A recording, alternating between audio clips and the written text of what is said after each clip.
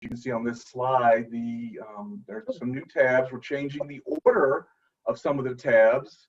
We are changing the names of some of the tabs. For example, the old facilities tab will now be called the equipment and flow lines tab.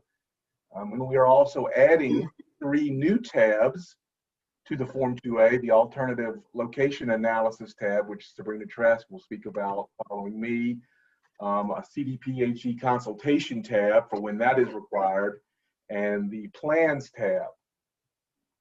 So not only have we created new tabs, given some new names, rearranged the order to hopefully help the whole 2A flow better, one set of data information to the next. We've also, the OGLE group has come up with a list of questions and data fields that each one of these tabs will now have to provide a basic assessment of the location, demonstrate how you as operators plan to site the location, construct it, drill it, complete the wells, and produce the wells, and then all under the auspices of demonstrating compliance with the new rules. So here is an example of some of the questions and data fields that we have put together on the Location ID and Local Government Information tab. It's my understanding that we are going to provide all of you with a list of all of the data fields that will go on the new 2A so that you guys can look at it and get an idea of what we're going to be asking on the new 2A here shortly. As you'll notice on this particular page, for this tab, there's the leftmost column has a reference number that goes from 1 through 45. So on this tab, there are 45 individual questions and or data fields. And we are using this list of data fields to create a Form 2A checklist for your use to help you fill out the new Form 2A.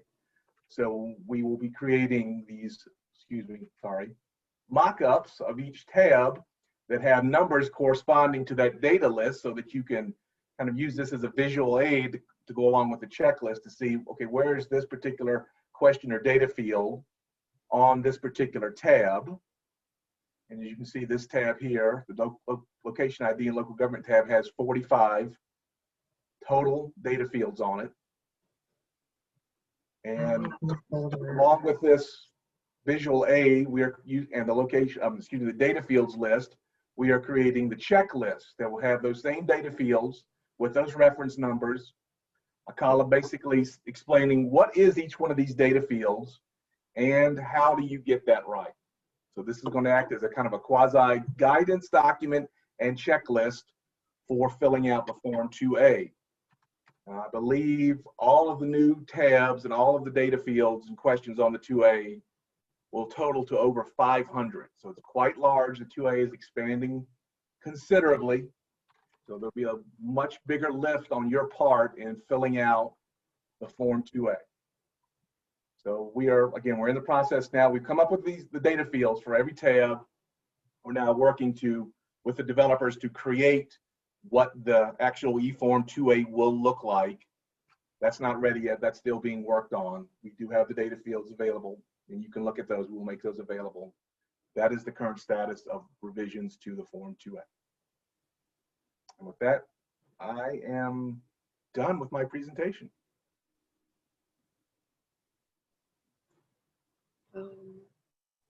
Oh, all right. I'm still on mute. Next slide, please, Hannah. So really quickly today, I'm just going to cover some of the background for the alternative location analysis, which I'll just refer to as ALA. It's easier to say. Run through a mock-up of the Form 2A updates for the ALA. There's a new tab specifically for the ALA, and we're going to have 2 new attachments, the ALA data template and the ALA narrative summary. I will briefly touch on a tool that we've built called the tier classification system. I'll talk about some of our ALA guidance documents, and then I'll wrap it up after that. Next slide, please, Hannah. So the ALA was actually mandated by SB 19181. The commissioners were able to create or meet this mandate through primarily the 300 series of the new rules. So 304B2A talks about the applicability, 304B2B talks about the criteria when a location requires an ALA to be completed. There are 10 criteria.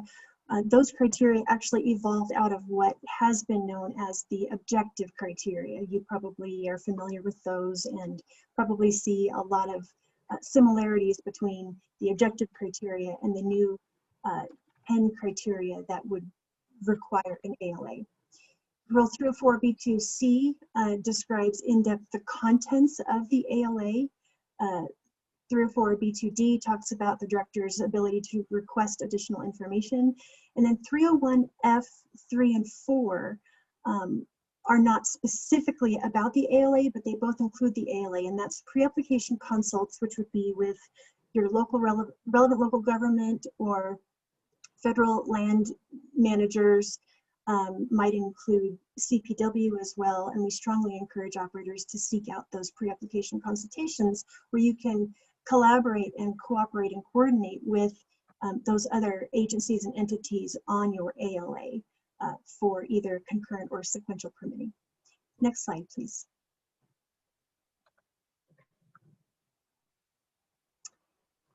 So like Doug mentioned, we have a lot of changes on the Form 2A. This is, everything I'm going to show you today is draft. So just because it's on the screen right now doesn't mean it's final. This is a mock-up of what the ALA tab hopefully will look something like this. There's going to be the section, the upper section will be for your pre-application consultations. There's going to be a middle section where you will describe the ALA applicability and criteria for the proposed location. You can ask for the director to waive the ALA requirement. There's information in Rule 304B2A Romanet 1 on that. Next slide, please, Hannah.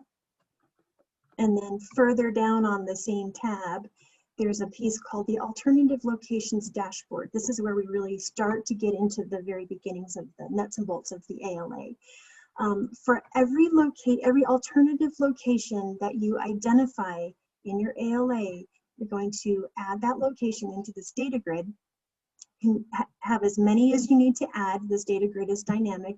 You'll provide the lat long for as just sort of a reference point. We know there's not a planned working pad surface at an alternative location, but a lat long that we can use and we can populate on our GIS map as a reference point so we know where you're looking.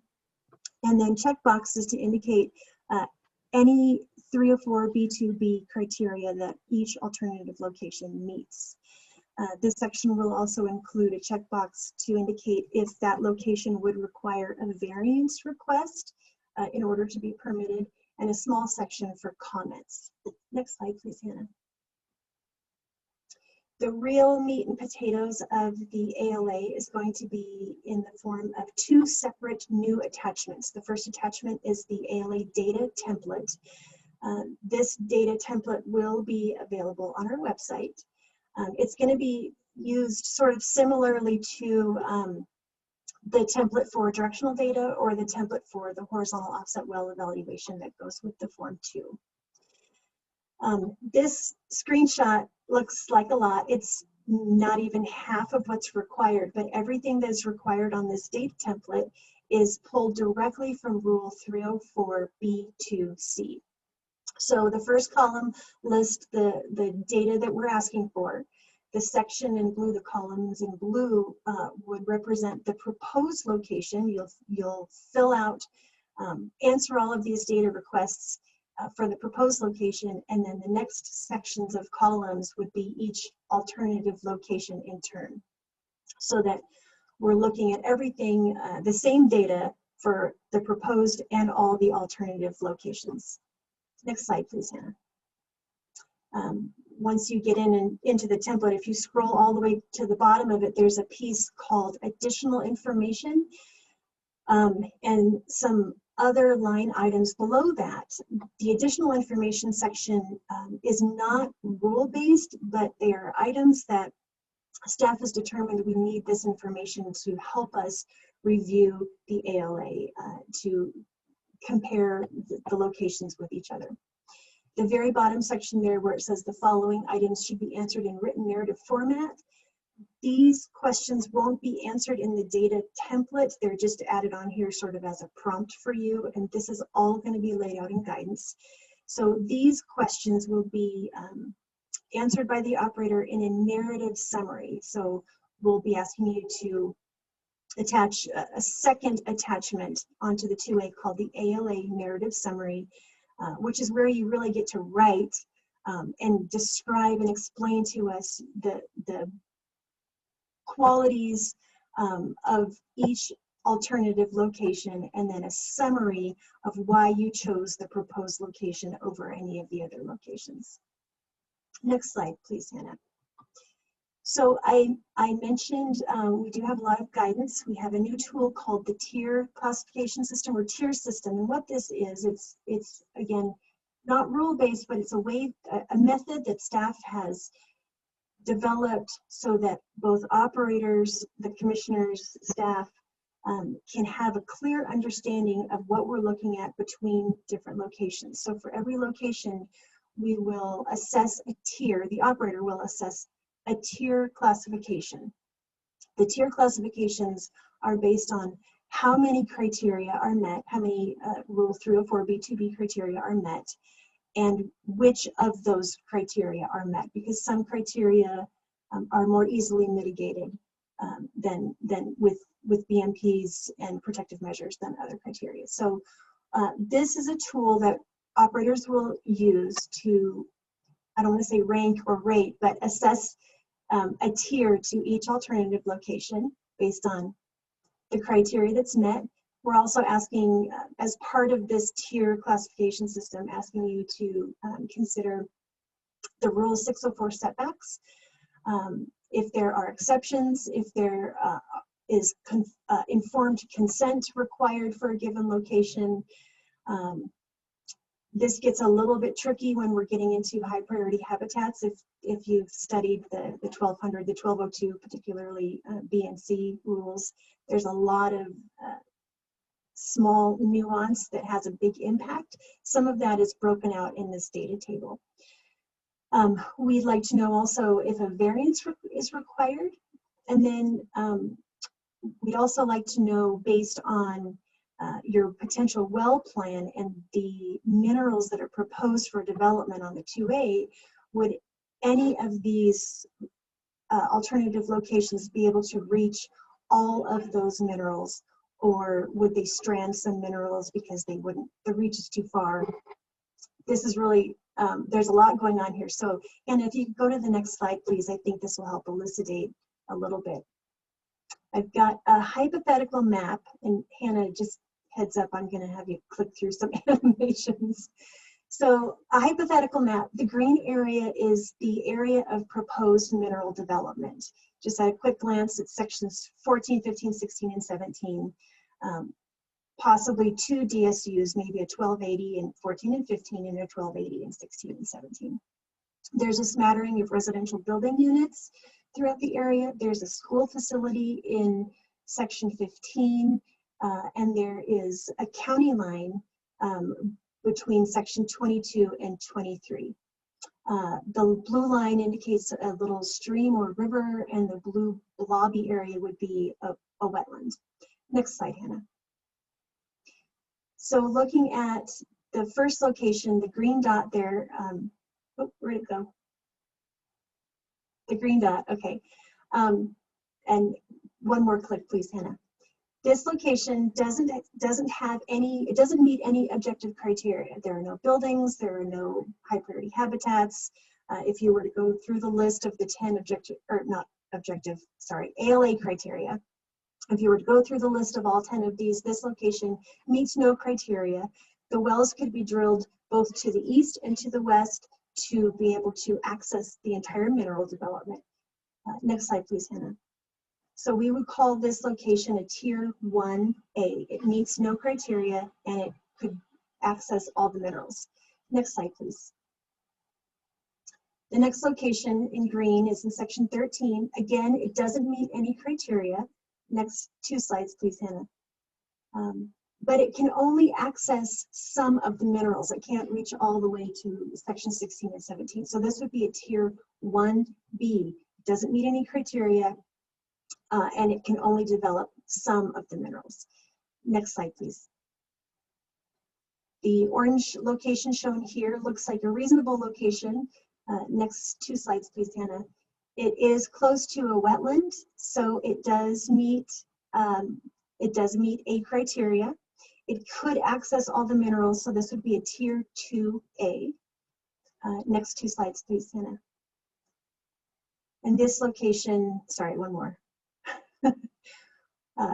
meets one location in that it's very close to the county line, but because it only is able to access some of the minerals, this would be a tier 2B.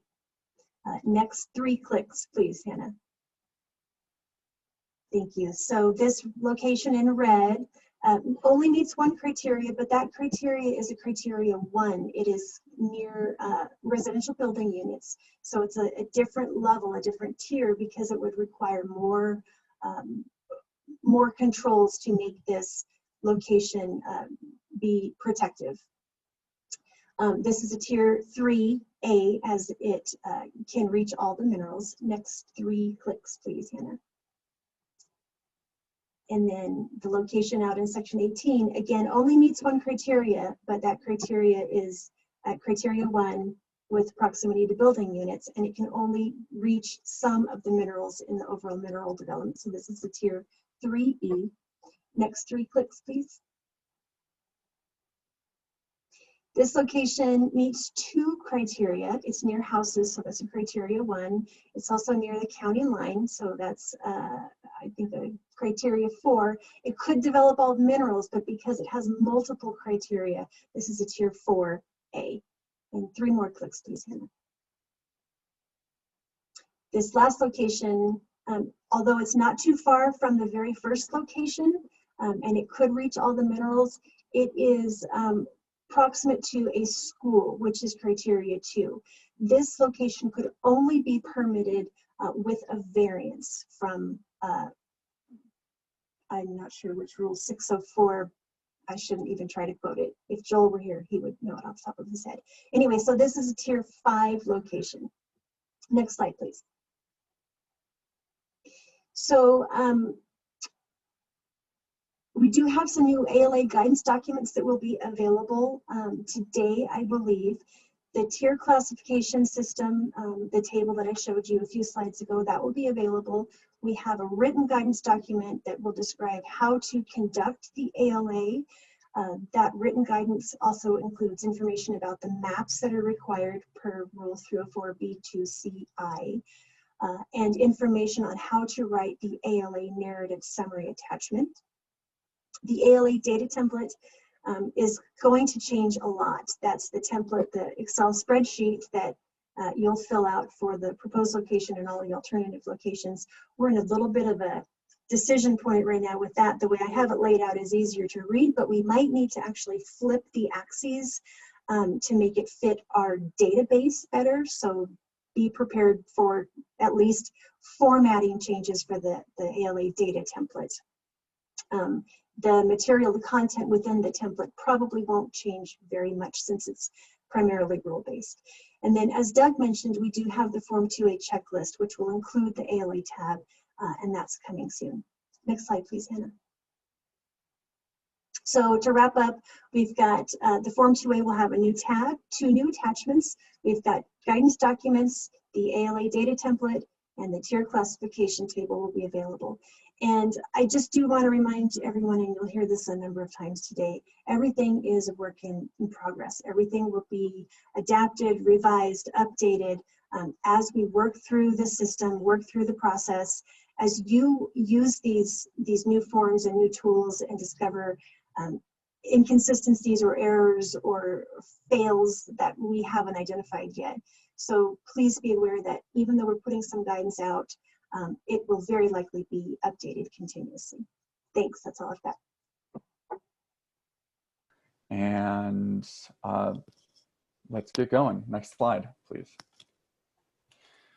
So the agenda for this talk, I'm going to start with how the Form 2B is being developed sort of conceptually. And I want to just pause here speaking about how the All form right. is being. My bad. Thank you. Go ahead.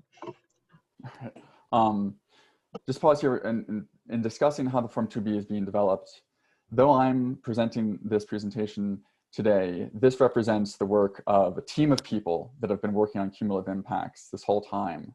And I really want to acknowledge particularly my colleague, Melissa Housey, who's been absolutely integral in the initial development and the ongoing growth of this form. So special shout out to Melissa and all her expertise and input for this.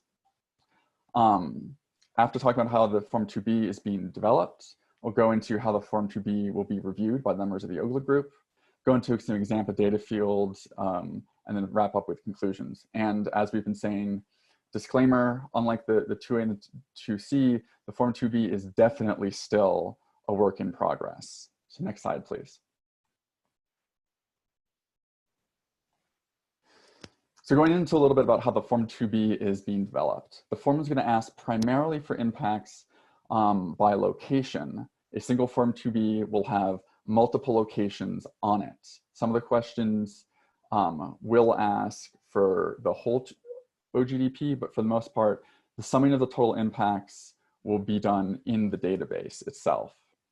This is going to allow for a more apples-to-apples comparison with our sister agencies that will be querying the database for different things, such as CPW and CPHE.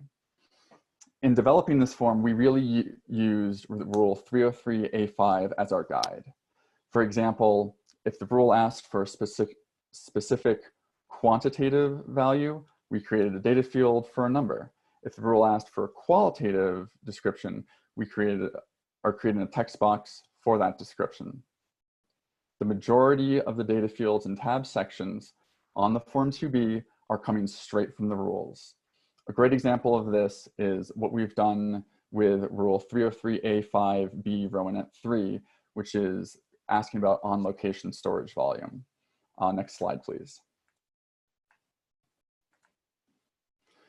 So you can see here, this was asking about water resources. It's asking for the first, are any of the locations to be listed as a sensitive area for water resources or are within 2,640 feet of a surface water of the state? And if so, the planned on-location storage volume is measured in barrels for those 4 items. So we took directly from the rules. We're asking, is the location listed in sensitive area or within half a mile of surface water of the state? And then we have the data fields asking for those volumes. Number of oil tanks, volume, total volume of oil, total number of condensates, produced water, and others, etc. So you can see how we drew right from the rules to create some of these data fields. Next slide, please. So going into more of how it's being developed, there are places in the form where we're going to be asking for estimated values. An example of this is one of the questions we're asking is the estimated total number of weeks to drill all planned wells for this location. We absolutely understand that the value provided will be an estimate and not an actual. We understand that the operations in the field can take more or less time than anticipated. We are asking these estimation questions to get an understanding of what you as the operator plan to see with your operations. We absolutely understand different operators will have different estimations based on different operational capabilities, and we expect that. However, we will be asking for how the estimated values were derived, but we are not looking to hold operators to the estimates they're providing. So going back to that estimated number of weeks to drill question, the data field, you'll fill it out and it'll say 6. In your explanation, an example would be 1 well usually takes about 7 days. This is a 6-well pad, so we're estimating 6 weeks of drilling time. That is a perfectly clear explanation of how that value was derived. Next slide, please. And this starts to get into how the Form 2B will be reviewed by the OGLA staff. The data that's being provided is for the most part the operator's understanding of their proposed operations. As long as the values provided and the explanation of how they were derived make sense, there will likely not be a lot of clarifying questions coming from staff. Remember, this is a data submittal form. But one of the things we're doing in our review is ensuring data quality. So if the values or explanations provided don't make sense, you can expect multiple clarifying questions. For example, if we received on 2B a 54-well pad of 2-mile laterals in the DJ Basin was planned to be drilled in an estimated 2 weeks, that doesn't quite go with what we expect to see for a well of that size. And we'll ask, is this a typo? Is there some new drilling technique you're using? And so those are the sort of busts in the information data that we'd be looking for. Additionally, the values provided in the 2B would be cross-checked against the loaded Form 2As or the existing location scout card database, as well as the use of the COGCC maps for some of the area and distance direction information. Next slide, please. Here's some more examples of data fields. This example is pulled from Rule 303A5B Romanet 1. This is where they talk about air resources. The rules specifically ask quantitative evaluation of the incremental increase of pollutants for the entire development plan, emissions estimates for stationary and mobile, for pre-production and production equipment on location. And it specifically lists the emissions pollutants that we're looking for. So taking that as our guide, we turn this directly into the data fields on the form. You can see here, this is an example 2B checklist, pre-production emissions, stationary sources. And then we list them for both uncontrolled potential emissions and estimated actual emissions. Then we ask again for mobile sources, and then we ask again production stationary sources, production mobile sources. If you're used to working with the air pollutant emission notice or APEN forms, some of these data fields were pulled directly from there as an example to build these data fields. If you are not familiar with those sorts of forms, we are working on guidance with APCD so that anyone would be able to populate these data fields. Next slide, please.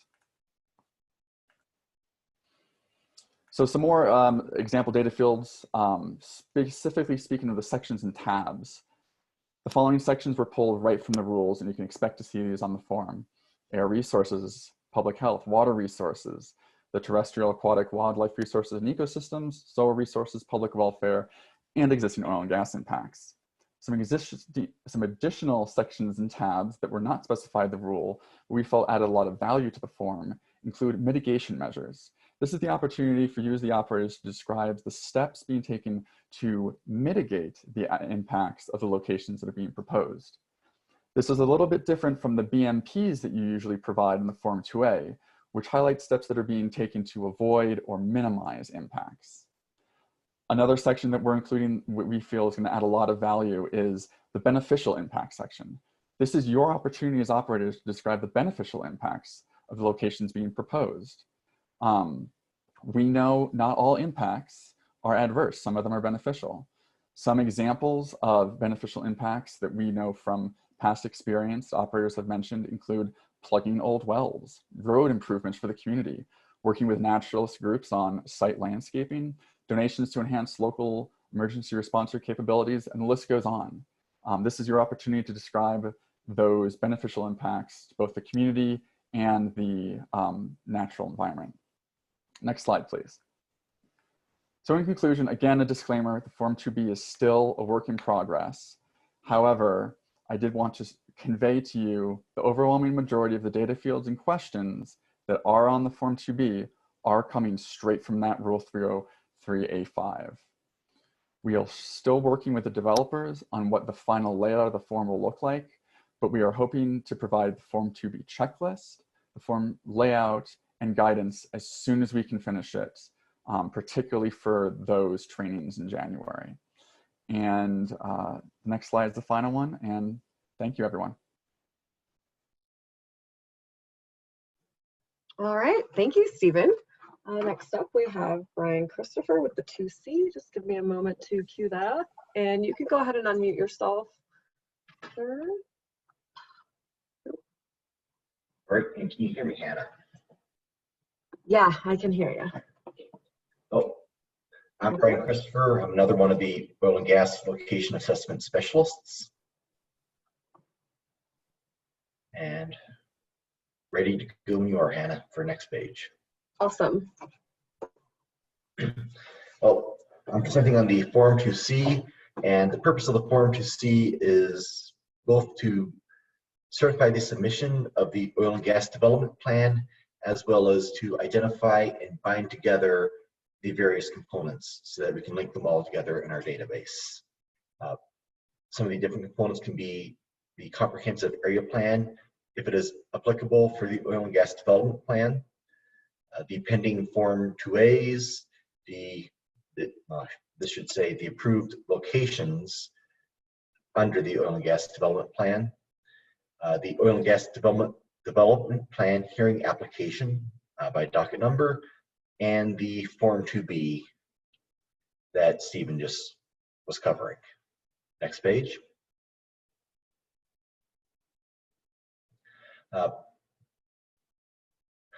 Well, the oil and gas development plan covers areas that are smaller than that covered by comprehensive area plan, and it may include multiple Form 2As. Next page.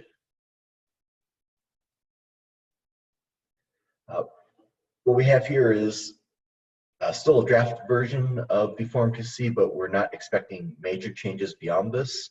So the first tab, operator data, most of the stuff you're pretty familiar with, but also includes a place to include whether this oil and gas development plan is part of a comprehensive area plan. Next page.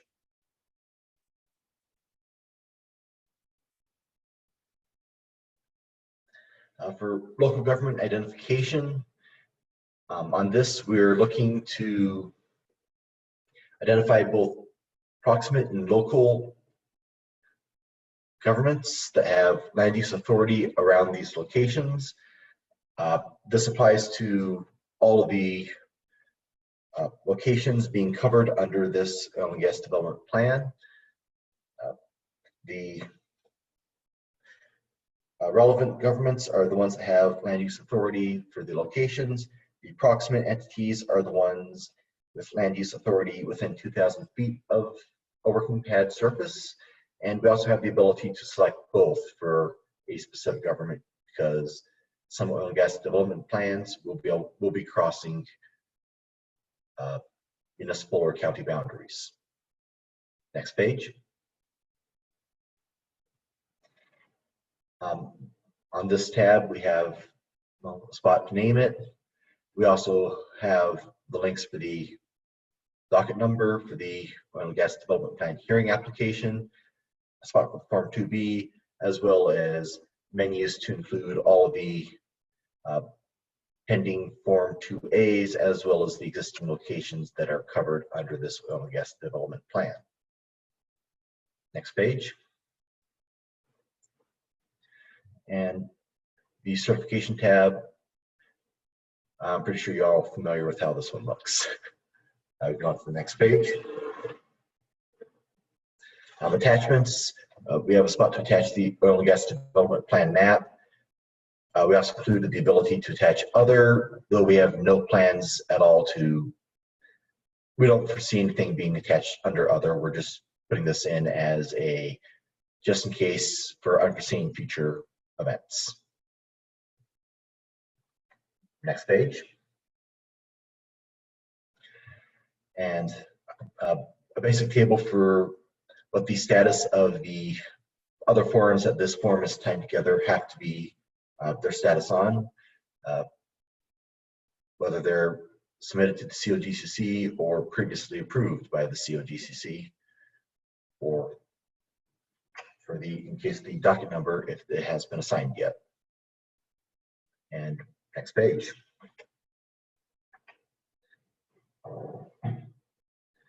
And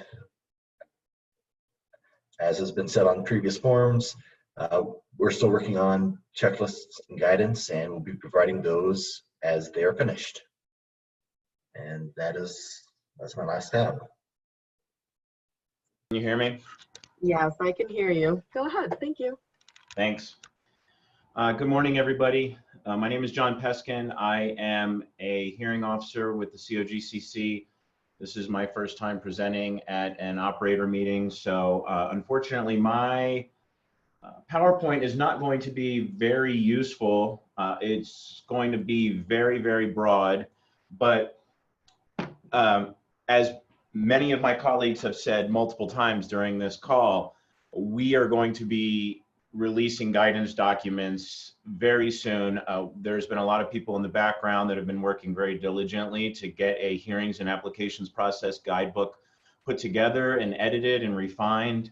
And we have worked together with other internal groups, including the OGLAs and some other folks, to make sure that this is integrated with the other new processes that we have being developed right now. So I'm going to give a very broad and generalized description regarding oil and gas development plans. And hopefully sometime in the next couple weeks, we will have our guidebook released, which will also probably be a little bit of a work in progress as things develop. We're also going to be participating in the training sessions as well. Hannah, could you go to the next slide, please? Thank you. One more. Thanks. Okay, so I sort of went over a little bit of that, but I'm going to address it some more in depth right now. Before an oil and gas operator can drill and produce minerals from a well, it is required to obtain a commission-approved oil and gas development plan, also known as an OGDP. And that's referencing Rule 303A.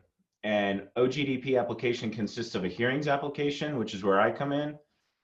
Then that may include a drilling and spacing unit application, one or more Form 2As and a Form 2B, as well as a Form 2C.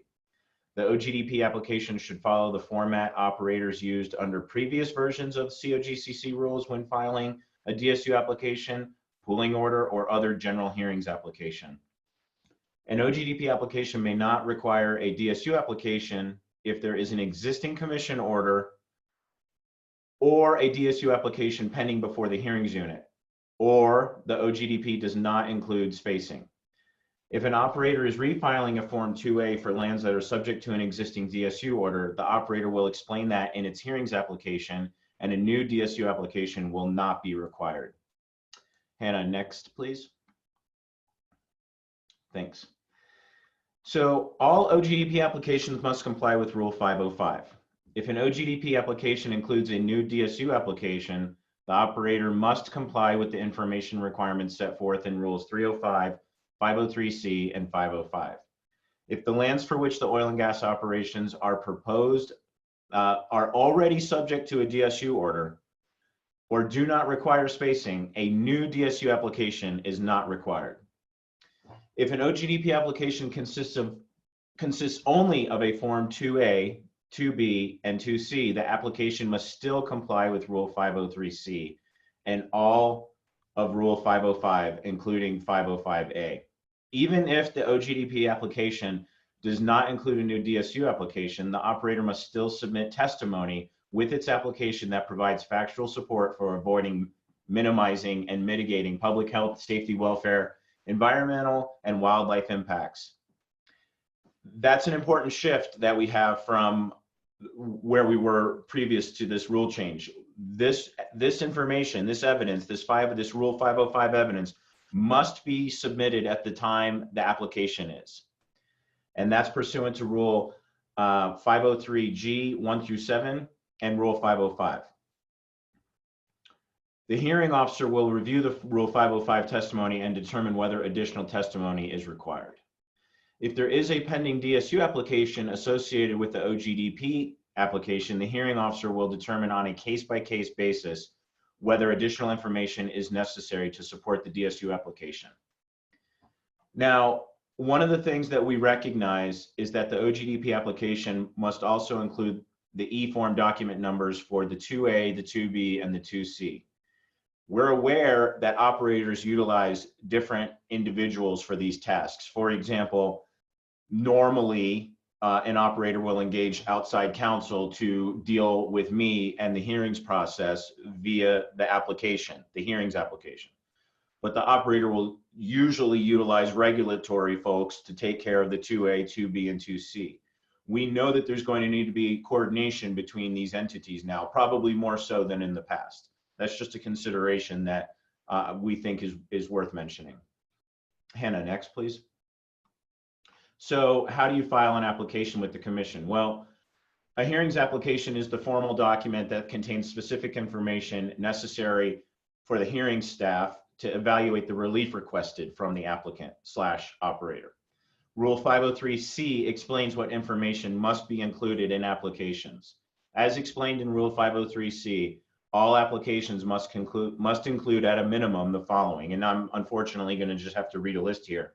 The operator's name and identification number, cause number, the type of application being submitted, whether it's OGDP, pooling, CAP, etc. All applicable geological formations, the location of applicable lands, township range, section, etc., nearest public crossroads, the name and contact information for an operator representative to receive questions from petitioners, a list of all interested parties who will be served a copy of the application and notice of hearing, a detailed explanation of all the commission rules and prior commission orders affecting the subject lands, a detailed description of the relief requested and the legal and factual grounds for that relief, a separate prayer for relief paragraph that sets out each item being requested, and the signature of the attorney submitting the application, including the attorney's name, their firm name, mailing address, phone number, email, etc.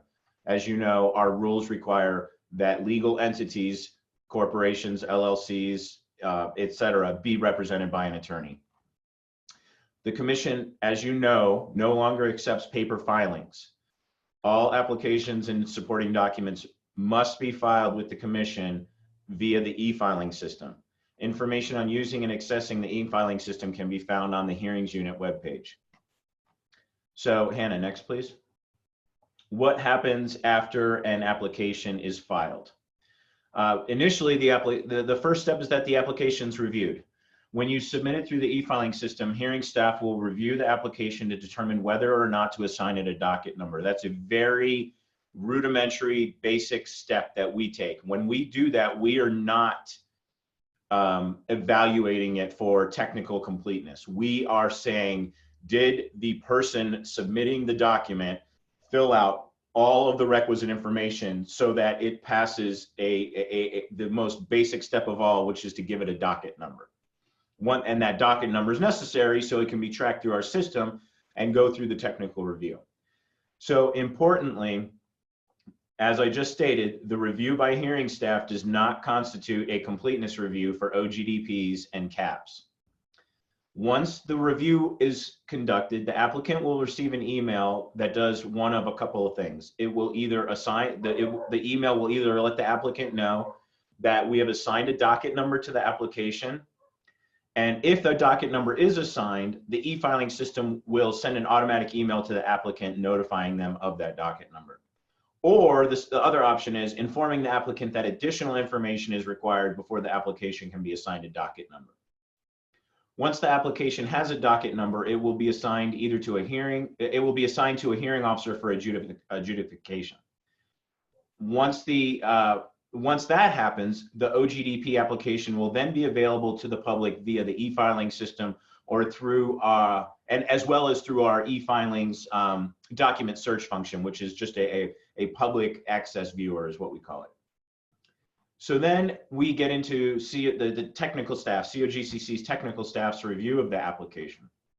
It includes several work units, as you know, each of which is responsible for a facet of what we do. Before the matter is noticed for hearing, COGCC permitting, engineering, and oil and gas location assessment staff will review the application for completeness. And that review for documents submitted after January 15th, 2021 will be in writing and available to the applicant and hearing officer. In other words, it will also be part of the record that exists in the e-filing system. Technical staff may have material as well as non-material comments to an application. For example, a material comment to a DSU application may be that lands proposed to be spaced are already subject to a DSU order and that the applicant has not addressed that in its application. A non-material comment, for example, could include a typographical error.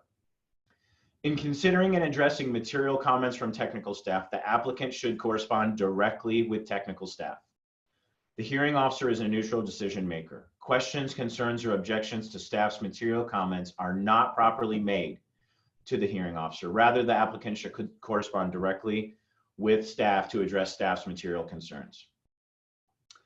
So after that occurs, then we set the hearing and we notice it. We set the hearing and notice the application. So once the application is assigned a docket number and staff has completed its technical review, the application will be set for hearing and must be noticed in accordance with our rules. No application will be heard by a hearing officer or the commission unless notice of the hearing has been provided at least 60 days prior to the noticed hearing date.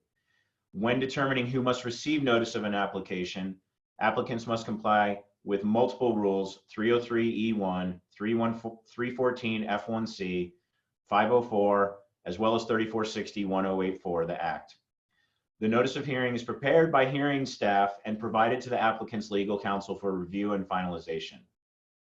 Once the notice is finalized, it is the responsibility of the applicant to actually mail and deliver the notice of application to all persons required to receive it. Hannah, next, please. So actually taking the application to hearing, this is short and sweet. And once the application has been noticed, petition deadline has passed, and the necessary Rule 505 testimony has been received, the application will be placed on either a contested or uncontested hearing track. I'm not going to get into what those are. Most of the people on this call are familiar with that, and those pathways have not changed substantially. But again, the hearings unit in the next couple of weeks is releasing a fairly comprehensive guidebook, as well as the trainings that will take place, as mentioned by many other presenters on this call. So that being said, that concludes my presentation on OGDPs. Thank you.